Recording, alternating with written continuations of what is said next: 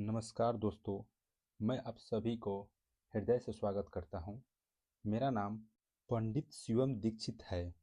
मैं पिछले कई वर्षों से ज्योतिष, हस्तरेखा और सामुद्रिक शास्त्र के माध्यम से लोगों को उनके जीवन की समस्याओं को समझाने और सही दिशा देने का कार्य कर रहा हूं। मेरा उद्देश्य डराना नहीं, बल्कि सच को सरल भाषा में समझाकर समाधान और मार्ग दिखाना है। आज जो भी जानकारी मैं आपसे साझा करूंगा, वह शास्त्र, अनुभव और व्यवहारिक ज्ञान पर आधारित होगी। जैसे कि हम लोग जो हस्तरेखा देखते हैं, इनके कई मुख्य बातें होती हैं। आज हम उसी पर साझा करेंगे। जैसा कि हाथ देखने से पहले हम लोग हाथ के सभी भागों को, जैसे हथेली, उंगलियां, अंगूठा, नाखून, सभी का संयुक्त अध्ययन किया जाता है। केवल रेखा ही नहीं, बल्कि हाथ की बनावट भी अत्यंत महत्वपूर्ण होती है। हाथ को शरीर का वो अंग माना जाता है जो भाग्य के दर्पण होता है। जब हम हाथ परीक्षा करते हैं तो दाएं और बाएं हाथ दोनों हाथों को देखना आवश्यक होता है। सामान्यतः दाएं हाथ कर्म और वर्तमान को दर्शाता है, बाएं हाथ जन्मजात संस्कार और पूरे भाग को दर्शाता है।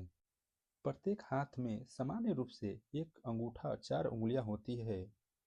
अंगूठा व्यक्ति की इच्छा शक्ति और निर्णय क्षमता को दर्शाता है, और जो तर्जनी उंगलियां होती है वह नेतृत्व, आत्मविश्वास और महत्वाकांक्षा का संकेत देती है। मध्य उंगलियां कर्तव्य, अनुशासन और कर्म भाव से जुड़ी होती है, और जो अनामिका उंगलियां यश, कला, धन और प्रतिष्ठा को दर्शाती है। कनिष्ठा उंगलियां बुद्धि, वाणी, व्यापार और संचार की सूचक होती है।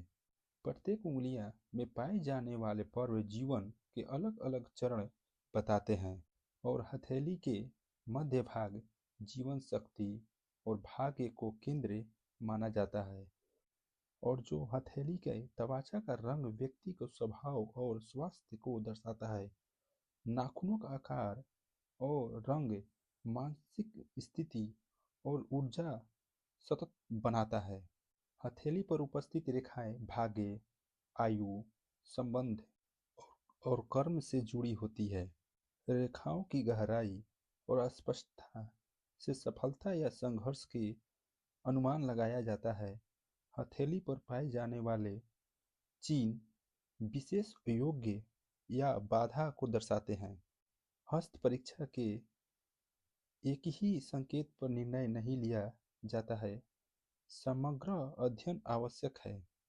सही हस्त परीक्षा वही है जो डर नहीं, मार्गदर्शन दे।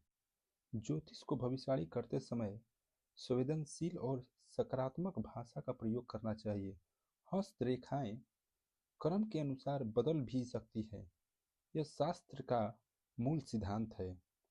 हाथ का अध्ययन व्यक्ति के भविष्य को सुधारने का मार्ग दिखाता है, न कि डराने का।